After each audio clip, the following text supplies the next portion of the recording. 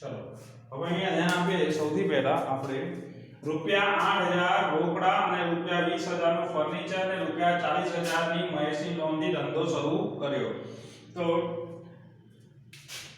Heading નામ લેતા આપણે આમનો તારીખમાં સૌથી પહેલા વર્ષ લખવાનું. વર્ષ એકવાર આવશે 2014 છે, એના પછી ઓક્ટોબર અને એની જોડે તારીખ. પછી આપણે ફક્ત તારીખ લખીશું ઓક્ટોબર 1. 8000 રોકડા, 20000 નું ફર્નિચર અને 40000 ની મહેશની લોનથી ધંધો શરૂ કર્યો. શું લાવ્યા છે? રામ ટ્રેડર્સ 8000 રોકડા એટલે રોકડ ખાતે ઉધાર, ફર્નિચર ખાતે ઉધાર, લોન લાયા છે. તો હવે અહીંયા લોન લાયા છે તો યાદ રાખો 8000 રોકડા લાયા છે, 40000 ની મહેશની લોન લાયા છે. એનો મતલબ રોકડા આપણી જોડે કેટલા આયા છે? 48000. ફર્નિચર 20000.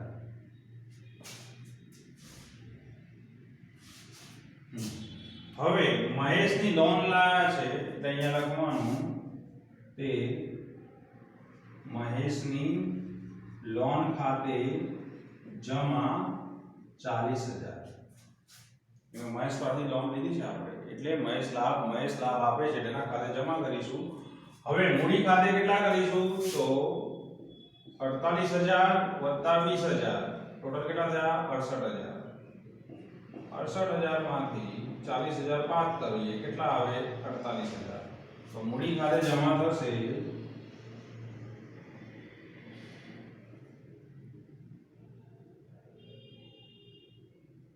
સોરી 40000. 68 માંથી 40 28000. તે મૂડી ખાતે જમા 28000. અહીંયા ખાસ કેલ્ક્યુલેશન મૂડીની છે. તમે મૂડી ખાતે કેટલા જમા કરો છો રકમ જો સમજો કે અહીંયા ટોટલ અક્ષર ઉધાર જમા સરખું થાય પણ રકમમાં પ્રોબ્લેમ હોય. મૂડી ખાતે 28 ની જગ્યાએ તમે એમ કરો, તમે રોકડ ખાતે ઉધાર, ફર્નિચર ખાતે મૂડી ખાતે જમા 68000 કરો તો ખોટું પડે. કેમ કે આપણે મહેશ પાસેથી લોન લાયા છે, મહેશ પાસે લોન લીધી. મૂડી કોને કહેવાય? વેપારી લાવે. વેપારી લાવે પોતે પોતાનું ફર્નિચર, યંત્ર પોતાના પૈસાથી એ મૂડી કહેવાય. ઉધાર જ્યારે નાણાં લાવે, બેંકમાંથી લાવે અથવા કોઈ વ્યક્તિ પાસેથી લાવે તો એને લોન કહેવાય. તો જે તે વ્યક્તિ પાસેથી ઉધાર પૈસા લીધા હોય, જે તે વ્યક્તિ પાસેથી લોન લીધી હોય એના ખાતે જમા કરવું પડે. તો આ આમનો મહત્વની છે. સૌથી પહેલા ફરી સમજી લો, રોકડ ખાતે ઉધાર કેટલા થશે? તો રોકડ ખાતે ઉધાર 8000 પ્લસ 40000. 8000 આપણે રોકડા લાવીએ છીએ, 40000 ની લોન લાવીએ છીએ. લોન આવી એટલે રોકડ માનીને લોન કરવાની. 8000 પ્લસ 40000 48000 અને ફર્નિચર આવે એટલે ફર્નિચર ખાતે ઉધાર 20000.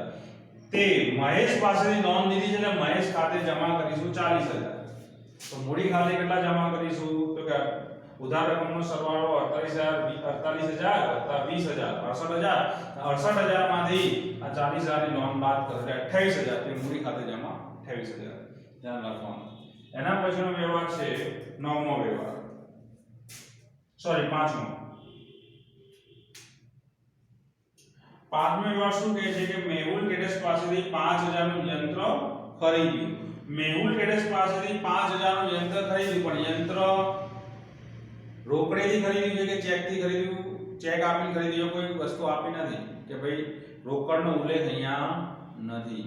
રોકડ વ્યવહાર ન કહેવાય. આ વ્યવહાર કેવો કહેવાય? ઉધાર વ્યવહાર. જો રોકડ વ્યવહાર હોય તો યંત્ર રોકડેથી ખરીદ્યું, પસ્તા કરેલી હોય અથવા ચેક આપ્યો એવી રીતે પસ્તા કરેલી હોય. અહીંયા ના ચેકનો ઉલ્લેખ છે, ના રોકડ શબ્દનો ઉલ્લેખ છે એટલે વ્યવહાર તમારે ઉધાર સમજવાનો.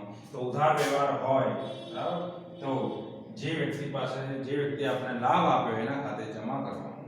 તો બીજું એ વ્યવહારની જોડે જ બીજો એક વ્યવહાર છે કે યંત્ર લાવ્યા પણ યંત્ર ગોઠવણી માટે 500 ચૂકવ્યા. ચૂકવ્યા શબ્દ સ્પષ્ટ લખ્યો છે બરાબર.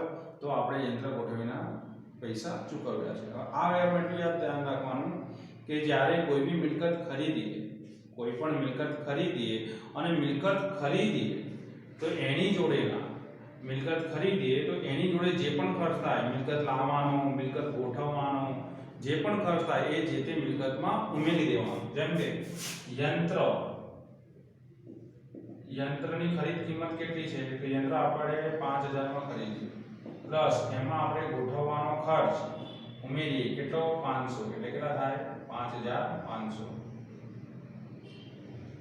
કયો ખર્ચ ગોઠવવાનો ખર્ચ યંત્રની ખરીદ કિંમત 5000 યંત્ર ગોઠવવાનો ખર્ચ 500 એ ટોટલ 5500 થાય તો યંત્ર ખાતે ઉધાર કેટલા થાય તો કે યંત્ર ખાતે ઉધાર 5500 તે આપણે ઉધાર યંત્ર ખરીદ્યું છે એટલે તે મેહુલ ટ્રેડર્સ ખાતે જે વ્યક્તિ લાભ આપે કોણ લાભ આપે છે મેહુલ ટ્રેડર્સ ખાતે જમા 5000 અને 500 રૂપિયા આપણે ચૂકવી દઈએ છીએ એટલે અહીંયા રોકડ ચૂકવી દઈએ ચૂક્યા એટલે રોકડ યાદ રાખો બેંકનો શબ્દ ના હોય બેંકનો ઉલ્લેખ ના હોય ચૂક્યા શબ્દ એટલે રોકડ તે રોકડ ચૂકવીએ તે રોકડ ખાતે જમા 500 ફરી સમજી લો જ્યારે કોઈ પણ યંત્ર ખરીદીએ તો યંત્ર લાવવાનો યંત્ર ગોઠવવાનો ખર્ચ સોરી કોઈ પણ મિલકત ખરીદીએ તો યંત્ર કોઈ પણ મિલકત ખરીદીએ તો મિલકત લાવવાનો મિલકત ગોઠવવાનો મિલકતને ફિટિંગ કરવાનો કે જે પણ આપ્યો હોય ટેકનિશિયનનો ખર્ચ આવે બધો એ મિલકતમાં પ્લસ કરીને પછી જ એ મિલકત ખાતે ઉધાર કરવાનો બરાબર છે અને સોરી અને જો ઉધાર ખરીદ્યું હોય તો જે તે વ્યક્તિ પાસેથી કે જે તે સ્ટોર્સ પાસેથી ખરીદ્યું હોય એના ખાતે જમા કરવાનું અને જે ગોઠવવાનો ખર્ચ હશે એ આપણે હંમેશા ચૂકવ્યો જશે તો એ ચૂકવેલ ખર્ચ રોકડ ખાતે તમારે જમા કરવાનો એના પછીનો વ્યવહાર છે જો શિવમ ટ્રેડર્સ પાસેથી 10000 નો માલ 10% વેપારી વટાવે ખરીદ્યો અને લારી ભાડાના રૂપિયા 50 ચૂકવ્યા વેપારી વટાવે ખરીદ્યો છે અહીંયા રોકડ શબ્દનો ઉલ્લેખ નથી એટલે આ વ્યવહાર બી કેવો કહેવાય ઉધાર વ્યવહાર કહેવાય તો 10000 નો માલ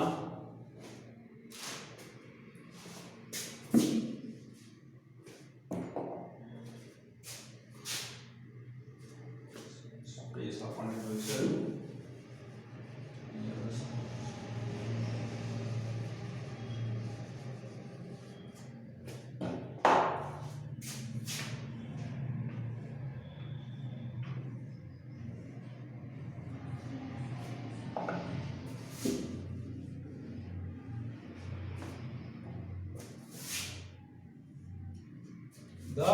10000 નો માલ કેટલા વટાવે 10% વેપારી વટાવે 10% વેપારી વટાવે એટલે કેટલા થાય 1000 તમે કેલ્સીમાં સીધા 10000 માઈનસ 10% કરશો એટલે 9000 આવી જશે 10000 માઈનસ 1000 કેટલા આયા 9000 તો 9000 એ ખરીદ્યું તો સૌથી પહેલા વ્યવહાર શું કરીશું માલ ખરીદ્યો એટલે ખરીદ ખાતે ઉધાર હંમેશા ખરીદ ખાતે ઉધાર થાય 9000 ખરીદ ખાતે તમારે શું કરવાનું ઉધાર કરવાનું હંમેશા વેચાણ ખાતે હંમેશા જમા કરવાનું તે વટાવ મળ્યો છે પણ આપણે શીખી ગયા વેપારી વટાવની ચોપડે નોંધ થતી નથી વેપારી વટાવ ગણાય પણ નોંધાય નહીં રોકડ વટાવ ગણાય અને નોંધાય અને લારી ભાડા આપણે 50 ચૂકવ્યા છે એટલે લારી ભાડા ખાતે ઉધાર તે ઉધાર વ્યવહાર છે એટલે તે લાભ આપનાર કોણ છે શિવમ ટ્રેડર્સ તો શિવમ ટ્રેડર્સ ખાતે આપણે શું કરીશું જમા 9000 લારી ભાડા ચૂકવ્યા એટલે તે રોકડ ખાતે જમા 50 ફરી સમજી લો વેપારી વટાવ બાદ કરવાનો વેપારી વટાવ ગણાય પણ નોંધાય નહીં તો વેપારી વટાવ બાદ કર્યા પછી રકમ 9000 ખરીદ ખાતે ઉધાર થાય એના પછી 50 રૂપિયા આપણે લારી ભાડા ચૂકવ્યા છે તો લારી ભાડા ખાતે ઉધાર વ્યવહાર ઉધાર છે એટલે અહીંયા શિવમ ટ્રેડર્સ ખાતે જમા કરીશું અને રોકડ લારી ભાડા રોકડા ચૂકવ્યા છે એટલે રોકડ ખાતે જમા કરીશું હવે આકાશ 11મો વ્યવહાર આકાશ ટ્રેડર્સ પાસેથી 5000 નો માલ 10% વેપારી વટાવે અને 10 દિવસમાં અહીંયા એક કન્ડિશન છે શું શરત છે અને જો 10 દિવસમાં નાણાં ચૂક્યા તો 10% રોકડ વટાવ મળશે એટલે પહેલા ભાઈ આજે ખરીદી કરી અને કીધું તમે 10% વેપારી વટાવ તો આપી દઉં પણ જો તું 10 દિવસમાં નાણાં ચૂકવીશ તો બીજો હું તને રોકડ વટાવ 10% આપીશ એટલે વધારાનો બીજો 10% કયો રોકડ વટાવ મળશે તો સૌથી પહેલા 9મા વ્યવહાર આપણે આ વ્યવહાર ઉપર વેપારી વટાવ ગણી લઈએ 5000 ના 10% અને 500 અને 5000 માંથી 500 જાય તો 4500। તો સૌથી પહેલા અત્યારે તો વ્યવહાર ઉધાર જ છે, આગળ જઈને કદાચ એને નાના 10 દિવસમાં ચૂકવશે ત્યારે આપણે રોકડ વટાવ ગણીશું। અત્યારે ઉધાર વ્યવહાર છે તો આપણે શું કરીશું? વેપારી વટાવ ગણીશું। રોકડ વટાવ અત્યારે ગણાશે નહીં, કેમ કે રોકડ વટાવ ક્યારે ગણાય? કે જ્યારે રોકડા ચૂકવાય ત્યારે।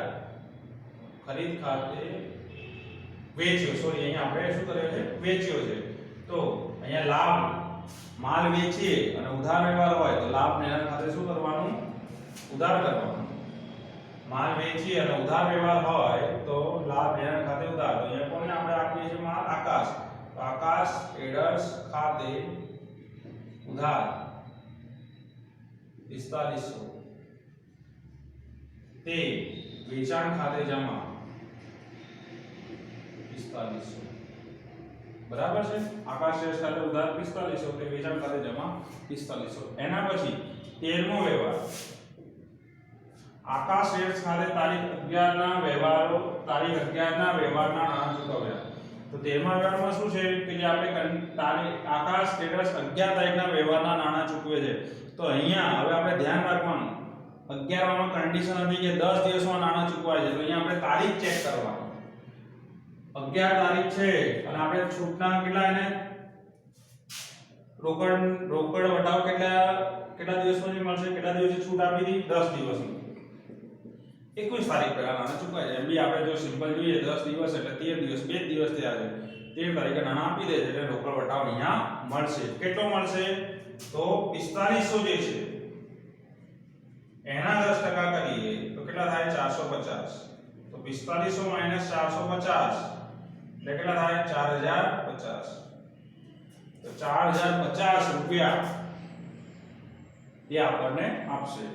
તો અહીંયા આપણે લખીએ રોકડ ખાતે ઉધાર, રોકડ આવે છે એટલે રોકડ ખાતે ઉધાર 4050 અને વટાવ આપણે આપ્યો છે તો વટાવ આપણે આપીએ તો આપણો ખર્ચ કહેવાય।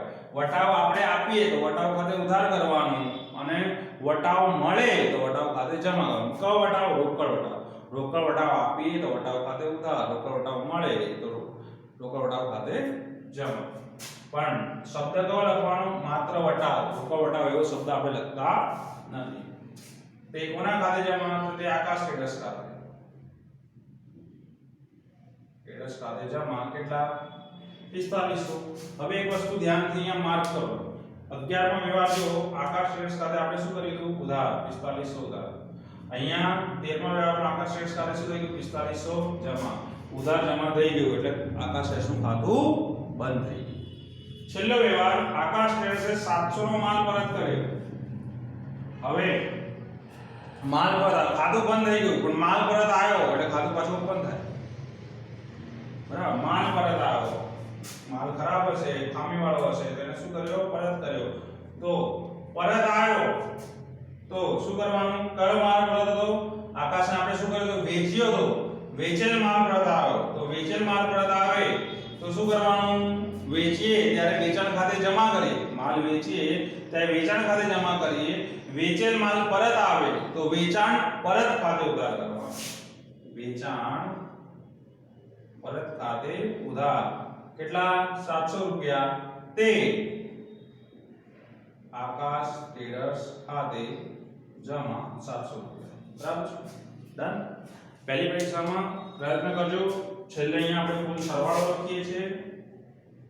જો સરવાળો ન આવે તો બહુ ટેન્શન લેતા નહીં, સરવાળો કરવાનો ટાઈમ બગાડતા નહીં। હંમેશા યાદ રાખવાનું આમનોનો સરવાળો હોય એ તમારે આખું પેપર પતી જાય પછી કરજો, ટાઈમ વેસ્ટ કરતા નહીં। બરાબર? તો 48 ને 2 68, 68 માં 5 ઉમેરીએ તો 73500, 73500 માં 9050 ઉમેરો 50 5 82550, 82550 માં 4500 ઉમેરો 87050 એમાં 7 87750 ટોટલ તમારું આવશે। બરાબર છે? બંને બાજુ સરવાળો હંમેશા સરખો હશે। તો અહીંયા આ ચેપ્ટર આપણે પૂર્ણ કરીએ છીએ. આ એમપી દાખલો છે, મોસ્ટ એમપી દાખલો છે પહેલી પરીક્ષા માટે, એટલે ખાસ કરજો. 13મો દાખલો મેં ચોપડીનો કરાવ્યો એ અને આ દાખલો, આ બંને મોસ્ટ, આમાં આ બંને એમપી દાખલા છે, એમાં ખાસ આ દાખલો રામવાળો મોસ્ટ એમપી દાખલો છે, એટલે એની પ્રેક્ટિસ તમે આજે લેક્ચર જ્યારે તમે જુઓ, વિડિયો જુઓ ત્યારે 2 વખત ગણજો અને વચ્ચે વચ્ચે એક્ઝામ પહેલા ગણતા રહેજો અને પરીક્ષા વિશે ખાસ જોઈ જજો. ચલો મળીએ નેક્સ્ટ વીકમાં. આપણે નેક્સ્ટ ચેપ્ટર, નેક્સ્ટ લેક્ચરની અંદર આપણે હિસાબી સમીકરણો અને ધંધાના વ્યવહારો આપણે સમજીશું. આ ચેપ્ટરમાંથી તમને 2 થી 3 માર્ક્સનું આવે છે, એ ચેપ્ટર એક લેક્ચરમાં આપણે પૂર્ણ કરીશું.